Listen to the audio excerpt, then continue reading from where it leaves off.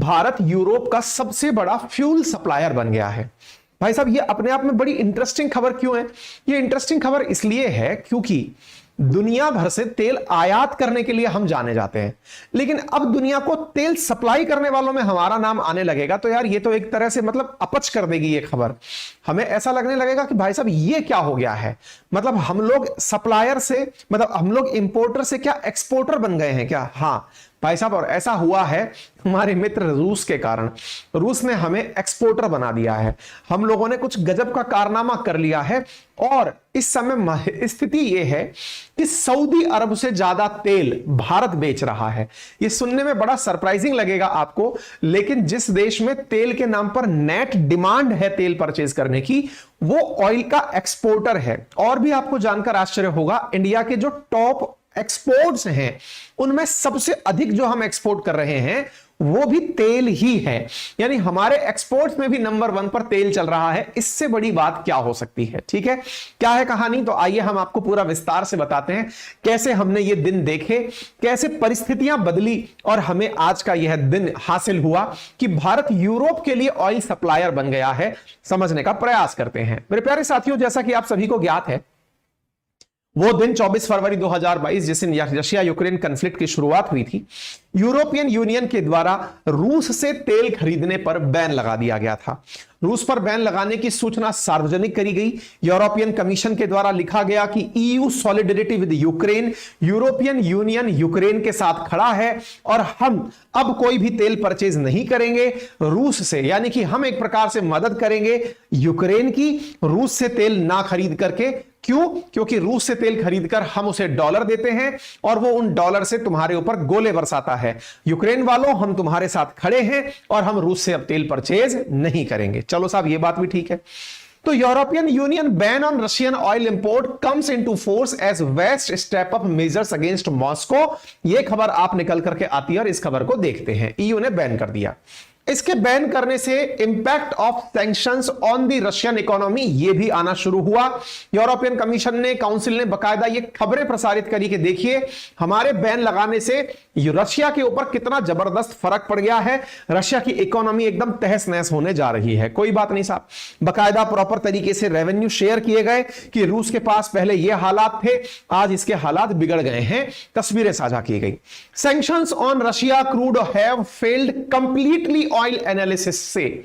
अब जब यहां तक ये डेटा निकल कर आया, उसके बाद में खबर निकल करके आती है कि रूस पर लगाए गए प्रतिबंध, जिनको यूरोपियन यूनियन दिखा दिखाकर गाजे बाजे के साथ बता रहा था कि हमने रूस का बहुत बुरा कर दिया है, बहुत बुरा कर दिया है, एक एनालिस्ट की रिपोर्ट निकलती है फरवरी 3, 2023 को, सीएनबीसी में प्रकाशित होती है और कहती है कि जो भी रूस पर यूरोपियन यूनियन ने प्रतिबंध लगाए थे वो निरर्थक सिद्ध हुए, रूस का कुछ नहीं बिगड़ा।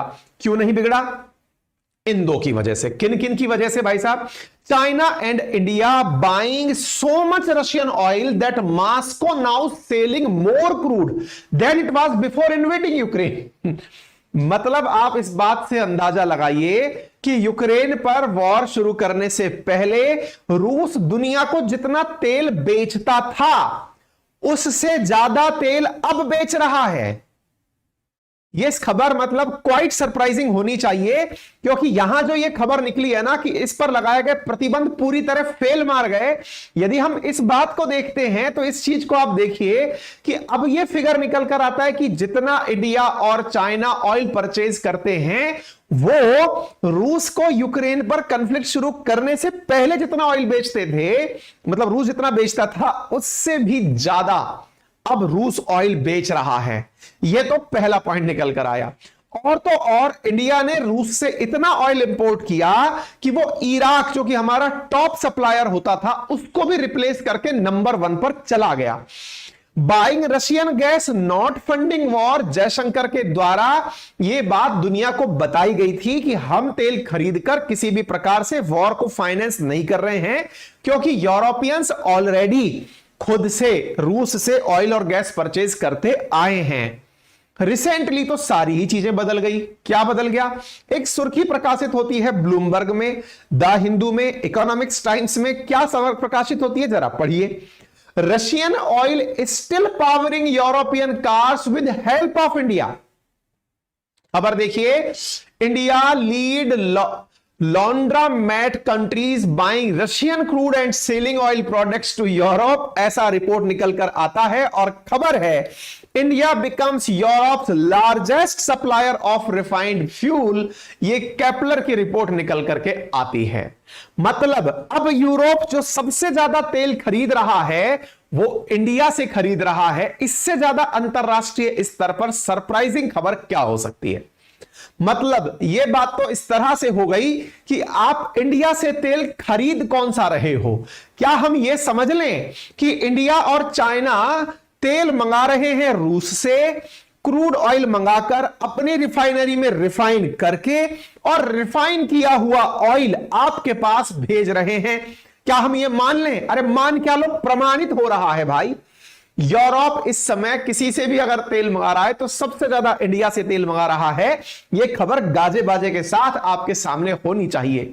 इसी बात पर आनंद लिया आनंद महिंद्रा जी ने, और आनंद महिंद्रा जी ने आनंद लेते हुए लिखा कि हिपोक्रेसी यानी दोगलापन carries a high price tag, दोगलापन की कीमत ज्यादा ही चुकानी पड़ती है। India was transparent about its compulsion from the start, Bharat पहले से अपने आप को लेकर क्लियर था कि भाई मैं तेल खरीदना बंद नहीं कर सकता, लेकिन यूरोप ने यूक्रेन के मामले में दोगलापन दिखाया जिसकी ज्यादा कीमत चुकानी पड़ रही है। क्यों? क्योंकि पहले रशिया से तुरंत तेल मिल जाता था, अब रशियन ऑयल को लेने के लिए ही उन्हें वाया इंडिया लेना पड़ रहा है। क्योंकि खबर है, Europe is buying record amount of refined Russian fuel through India and paying a huge markup. यहां पर आप खबर देख सकते हैं, इस पर आनंद लिया गया। लोगों ने भाई साहब मीम बनाए, रशियन ऑयल को इंडिया पी रहा है, इंडिया से यूरोप ले रहा है। यानी कुल मिलाकर आनंद की जो है पराकाष्ठा सिद्ध हो गई है कि इंडिया ने रूस से तेल खरीदकर अपना मार्जिन निकालकर यूरोप को बेच दिया है। और यह खबर केपलर के द्वारा प्रकाशित हुई है। उन्होंने कहा कि वेस्टर्न सैंक्शन, अब आपके दिमाग में प्रश्न बनेगा, सर ये तो दोहरी नाइंसाफी है, मतलब यूक्रेन वाले तो मर ही जाएंगे इस खबर को सुन के। देखिए, जब तक मां काली विवाद नहीं था हम यूक्रेन वालों को ना ज्यादा रोस्ट किया नहीं करते थे, लेकिन अब मां काली का प्रकोप भी तो उन्हें मिलना शुरू होना चाहिए। अब उनकी रोस्टिंग भी शुरू होगी। और रोस्टिंग क्यों होगी? अब देख लीजिए भाई साहब, यूक्रेन वालों आप देख लो, आपको इंडिया हर दिन अब नए सदमे दे रहा है। सदमा नंबर आपको यह दिखाई पड़ रहा होगा, हुआ यह है कि आपके सामने ना कुल मिलाकर के एक धोखा हो गया है। यूरोप ने आपको धप्पा बोल दिया है, रूस से डायरेक्ट तेल ना। वही तो बात है ना, कान को ऐसे पकड़ लो या फिर हाथ घुमा के पकड़ लो, बात तो एक ही निकल कर आने वाली है। यूरोप ने आपको दिखाने के लिए डायरेक्ट रूस से तेल परचेज नहीं किया, उसने इन बिटवीन अपने बीच में एक रेफरेंस ले लिया और रेफरेंस बन गया इंडिया। तुम्हारे साथ खेला हो गया। फिगर दिखा देते हैं एक बार, आइए आपको बताते हैं। साथियों, ये वाली जो लाइन आप देख रहे हो, ये रूस से तेल परचेज करने की लाइन है। इंडिया रूस से प्रतिदिन 2 मिलियन बैरल से ज्यादा तेल परचेज कर रहा है। मतलब हमें फीलिंग ऐसी आती है, न जाने कितने ही टैंकर हमारे लाइन में लगे रहते होंगे। क्या भाई तेरा टैंकर भर गया, लेके चलता रहे। और क्योंकि लगभग भाई महीने भर से ज्यादा का ट्रांजिशन, मतलब वो ट्रांजिट का टाइम लगता है, तो इसका मतलब यह हुआ कि टैंकर लाइन से खड़े हुए हैं, चलने दो भाई चलने दो फटाफट। तो ये इस प्रकार की फीलिंग इंडिया के लिए आ रही है कि आप देखें, प्रतिदिन हम लगभग 2.25 मिलियन बैरल तेल, एक बैरल में लगभग 149 या 146 लीटर होता है, इतना तेल हम प्रतिदिन परचेज कर रहे हैं रूस से। ठीक है, ये तो आ गया। ये जो आपको रेड मार्क दिख रहा है, ये असल में क्या है? ये रेड वाला जो बार आपको दिखाई दे रहा है, ये है यूरोप का रूस से तेल परचेज करना, जिसे आप देख सकते हैं कि ये घटते घटते घटते जनवरी और फरवरी के एंड तक पहुंचते पहुंचते बिल्कुल नीचे आ गया। यानी कि रशिया से जो ऑयल परचेज करते थे यूरोप वाले, वो पूरी तरह नीचे ले आए हैं। यूरोप वालों ने तेल फिर परचेज किससे करना शुरू किया? सऊदी अरब से और इंडिया से। अब ये जो इंडिया वाला ब्लॉग है ना, देखो ये वाला जो आपको यहां पर मार्क दिखाई पड़ रहा है, इसे देखने का प्रयास करें तो जो इंडिया वाला ब्लॉग है ये आपको यहां पर दिखाई दे जाएगा। ये इंडिया के फ्यूल का निशान है, ये रहा। इंडिया वाला जो पोर्शन है ना, वो सऊदी को भी क्रॉस कर गया है। इंडिया द्वारा सऊदी से भी ज्यादा तेल इस समय यूरोप को दिया जा रहा है। यह आपके सामने पहचान है। पहले इंडिया से तेल बड़ी कम मात्रा में दिया जाता था। अब आप देख सकते हैं ब्लूमबर्ग की रिपोर्ट के अंदर कैपलर ने यह डेटा प्रकाशित करते हुए कहा और बताया कि जो इंडिया है ना, वो इस समय यूरोप को लगभग 3.5 लाख बैरल, लगभग 3.5 लाख बैरल, आप इधर देखिए, 3.5 लाख बैरल एक दिन के अंदर ऑयल सप्लाई कर रहा है यूरोप को। अब आप पूछेंगे इंडिया में कौन सा तेल सप्लाई किया जा रहा है? मतलब ऐसा हो रहा है क्या कि टैंकर पहले आता है, टैंकर आते ही हाँ भाई यहां पे मत रुके वहां चला जा? नहीं नहीं नहीं नहीं, यूरोप वालों ने थोड़ा समझदारी दिखाई है। क्या? अब वो कह रहे हैं हम तो रिफाइन ऑयल खरीदते हैं इंडिया से। रिफाइन? जी हां, इंडिया क्रूड ऑयल को पहले साफ करता है, उसे क्लीन फॉर्मेट में यूरोप में भेजा जाता है। जैसे आपको मैं बताता हूं, क्योंकि असल मायने में क्या है इंडिया के अंदर मेरे प्यारे साथियों, ये देखिए, जैसे अपने इंडिया में टाटा बिरला अंबानी जैसे लोग हैं ना, ऐसे ये टर्की का कोई अंबानी है, उसका कहना यह है कि यूरोप का reliance on Indian oil product have grown since Russia ban really means that Europe reliance on Russian oil continues but instead of buying it directly we now have a middle man. मतलब यूरोप अभी भी रूस से तेल खरीद रहा है, बस इस बार वो डायरेक्ट ना खरीद करके एक मिडिल मैन की आवश्यकता के थ्रू खरीद रहा है। अब आपके दिमाग में सवाल बनेगा, यूरोप की स्थिति ऐसी क्यों बनी सर? उसने अपनी इतनी घनघोर बेइज्जती कैसे कराई? और दूसरा सवाल ये कि इंडिया रिफाइन करके तेल कैसे दे पाएगा? तो दोनों आंसरों को जान लीजिए। पहले तो यही जान लीजिए कि इंडिया के रिफाइन तेल पर इतना इनको विश्वास क्यों है, कहीं और पर क्यों नहीं है। तो यह समझिए, दुनिया की सबसे बड़ी रिफाइनरी यानी तेल को साफ करने की जो मशीनरी है वो इंडिया में ही लगी हुई है, और वो इन रिलायंस वालों की ही है, मतलब अंबानी फैमिली की ही है। जामनगर रिफाइनरी, जो जामनगर रिफाइनरी है वो दुनिया की सबसे बड़ी रिफाइनरी है जो ऑयल को साफ या परिष्कृत करने के लिए जानी जाती है, क्रूड ऑयल को क्लीन ऑयल में बदलने के लिए जानी जाती है। तो नंबर एक बात तो यह है कि जब सबसे बड़ी रिफाइनरी हमारे यहां लगी है तो बड़ी मात्रा में ऑयल रिफाइन होकर के हम लोग प्रोड्यूस करके दूसरे प्रोडक्ट के रूप में भेज पा रहे हैं। नंबर एक बात। नंबर दूसरी बात, यूरोप ने अपनी बेइज्जती क्यों कराई? भाई या तो तुम पहले ही कह देते, इसको हमारे यहां थूक के चाटना कहते हैं। कैसे? तुम पहले तो या तो इतना एरोगेंस ना दिखाते कि जा सनम जा। आपने पहले तो रशिया को भगा दिया कि हम तेरे से तेल नहीं खरीदेंगे, और अब क्या कर रहे हो? अब भाई साहब आप घुटने के बल चल के आ रहे हो कि नहीं साहब दे दो, इंडिया के थ्रू दे दो। इंडिया से उनको कोई बहुत ज्यादा मोहब्बत नहीं है, यूरोपियंस को इंडिया से को बहुत ज्यादा मोहब्बत नहीं है, लेकिन इंडिया दुनिया में एक ऐसा देश निकल कर आया है जिसने ब्लंटली सबको कहा कि मैं अपनी जरूरतें पूरी करने के लिए अमेरिका के प्रतिबंधों को नहीं मानूंगा, मैं अपनी जरूरतें पूरा करने के लिए तेल मंगा के मानूंगा। इंटरनेशनल स्तर पर इंडिया ने जो अपनी दृढ़ता दिखाई ना, जो अपनी एक प्रकार से दृढ़ इच्छा शक्ति अंतरराष्ट्रीय स्तर पर दिखाई कि हम किसी के प्रतिबंधों को नहीं मानेंगे, अपना तेल खुद खरीदेंगे, आप चाहे जो कर लो, इससे यूरोप को हमारे पीछे खड़े होने का मौका मिल गया। जैसे ये बिल्कुल वैसे हो रहा है, ये अमेरिका को ना टीज दिखाने जैसा है। यूरोप कहेगा अमेरिका वालों से, सर देखो हमने आपकी बात मान ली थी, आपने कहा था कि रूस से तेल नहीं खरीदो, हम नहीं खरीदते, हम तो इंडिया से खरीदते हैं। इंडिया को आप बेचने से रोक नहीं सकते क्योंकि वो तो रिफाइन ऑयल बेच रहा है। तो कुल मिलाकर के हमें फ्रंट लाइन में लाकर खड़ा किया जा रहा है। बेइज्जती यहां पर केवल दो लोगों की हो रही है, एक अमेरिका की और एक यूक्रेन की। यूक्रेन तो बेचारा इसलिए पिस गया क्योंकि उसने जो मुहिम चलाई उस मुहिम में वो कामयाब नहीं हुआ। अमेरिका इसलिए बेइज्जत हो गया, अमेरिका को उम्मीद थी कि यूरोप अमेरिका से तेल खरीदेगा, रिफाइंड ऑयल खरीदेगा, लेकिन यूरोप ने सस्ते के चक्कर में इंडिया से खरीद लिया क्योंकि इंडिया ऑलरेडी प्राइस कैप से नीचे के दाम पर तो ऑयल खरीद रहा है और रिफाइन करके सस्ते दामों पर पहुंचा दे रहा है। तो यूरोप के लिए तो एक बेहतर अल्टरनेटिव इंडिया बनकर आ गया।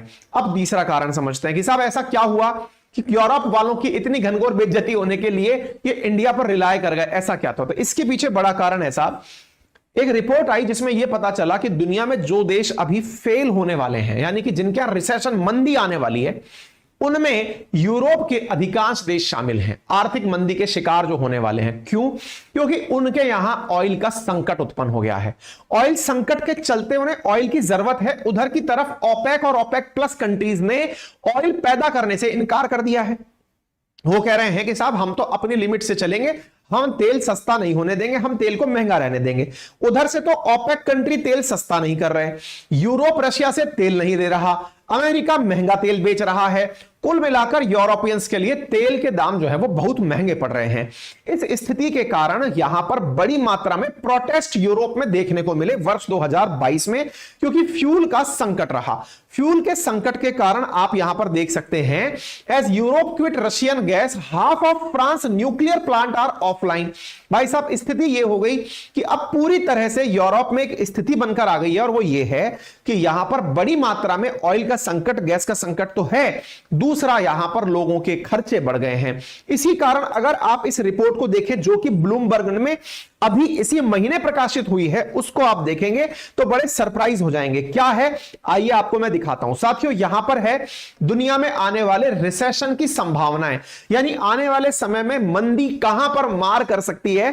तो उनको अगर आप ध्यान से देखें तो सबसे ज्यादा आर्थिक मंदी का 2023 में जो संभावना व्यक्त की गई है, 75% संभावना, वो यूके के अंदर की गई है। यूके, ऋषि सुनक की भैया के नेतृत्व वाला यूके, जो कि इस समय पूरी तरह लीड कर रहा है यूरोप को कि चलो यूके, रशिया, यही तो वो यूके और जर्मनी, दो चार यही तो ऐसे देश हैं जो लीड कर रहे हैं। दूसरा देश है न्यूजीलैंड, जहां रिसेशन आ सकता है। तीसरा देश है यूएस। चौथा देश जर्मनी। ये वो लोग हैं जिन्होंने रूस के साथ में सैंक्शन खेला है। Italy, Canada, France, south Africa, Australia, Russia, Japan. आप सोचिए, जिसने सबसे ज्यादा सैंक्शंस दुनिया के इस समय झेले हैं, वो झेलने वाला रिसेशन के मामले में 37% पर बैठा है। यानी कि रशिया में रिसेशन, मंदी आए उससे पहले तो बहुत सारे लोग निमट जाएंगे। और जो इसमें सबसे पीछे खड़ा है, जहां पर रिसेशन के 0% चांस हैं, वो है अपना प्यारा भारत। यानी कुल मिलाकर बात यह है कि इस पूरे चक्र को अगर देखो तो इंडिया का एक अंतरराष्ट्रीय निर्णय, जिस निर्णय में यह कहा गया था कि भैया इंडिया वाले ऑयल इंपोर्ट बैन नहीं करेंगे, और उसका परिणाम आप यहां देख सकते हो कि 0%, यानी यहां पर मंदी आने के चांसेस जो सबसे कम है वो इंडिया में है। जो युद्ध के अंदर उतरा हुआ है वो मध्य में खड़ा हुआ है। उसके अलावा जो अन्य देश हैं वो आपके सामने हैं जिनमें मंदी के चांसेस हैं। तो कहने का मतलब समझ में आ रहा है? तो कहने का मतलब यह है कि हाफ ऑफ यूरोपियन यूनियन और 1/3 जो वर्ल्ड है वो रिसेशन की चपेट में आ जाएगा 2023 में। ऐसा IMF ने भी कहा है। ना केवल ब्लूमबर्ग बल्कि IMF का भी बयान है कि भाई साहब यूरोप आर्थिक मंदी की चपेट में है। अरे हमने तो 5 महीने पहले ही अपने सेशन में बता दिया था। अपना जो YouTube चैनल अंकित इंस्पायर इंडिया है उसमें हमने बता दिया था कि यूरोप का ऊर्जा संकट दूर करेगी हमारी रिलायंस, और हमने पूरी तरह से आप बताया था कि किस प्रकार से हम लोग आने वाले समय में यूरोप को तेल भेजेंगे। चाहो तो हमारा पुराना सेशन जाकर देख लो, क्लियर हो जाएगा। हमने 5 महीने पहले जिस बात की घोषणा कर दी थी, आज वो सुर्खी बन चुकी है। मेरे प्यारे साथियों, कारण इसका एक ही है कि जामनगर में है देश की, दुनिया की सबसे बड़ी रिफाइनरी, जो ऑयल रिफाइनरी के अंदर सबसे टॉप पर आती है। उसी के कारण हम लोग यह जंग जीत पा रहे हैं। इससे इंडिया को फायदा क्या होगा?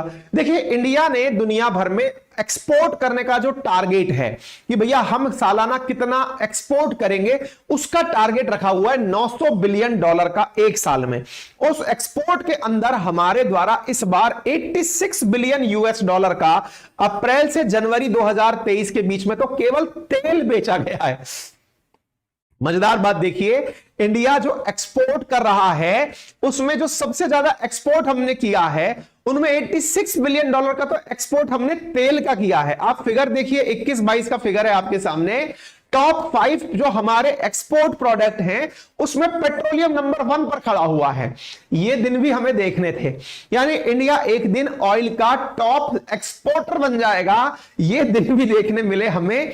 इसके पीछे 2 कारक जिम्मेदार हैं, रशिया भारत प्रेम, और दूसरा भारत का अपनी नीतियों पर दृढ़ता से खड़े रहना कि हम तेल खरीदना बंद नहीं करेंगे, तुम्हें जो खेला खेलना है खरीदो खेलो।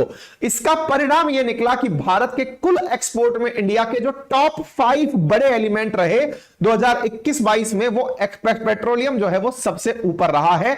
यह बात यहां पर निकलकर आ रही है। अब आप पूछेंगे सर लेकिन हमें भी तो रूस से तेल खरीदना पड़ता है, उसका इलाज हमने करने की कोशिश की है। आजकल की खबर आप देख रहे हैं इंटरनेशनल लेबर डे की, जिसमें खबर क्या है कि भारत और रूस रुपए और मीर कार्ड ट्रांजैक्शन के ऊपर काम काम करने की चर्चा कर रहे हैं। उम्मीद है कि आप लोगों को यह बात पूरी तरह से समझ में आ गई हो। हमारा एप्लीकेशन गूगल प्ले स्टोर पर उपलब्ध है, एप्पल प्ले स्टोर पर भी उपलब्ध है, यानी iOS पर भी उपलब्ध है।